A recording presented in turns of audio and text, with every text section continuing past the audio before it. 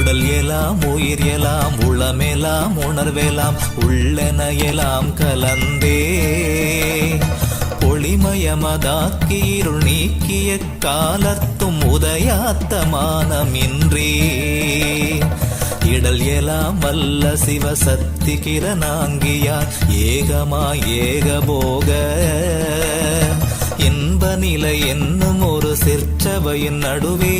இலங்கி நிறைகின்ற சுடரே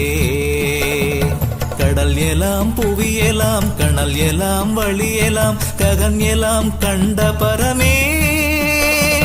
காணாத பொருள் என கலையெல்லாம் புகழ என் கண் காண வந்த பொருளே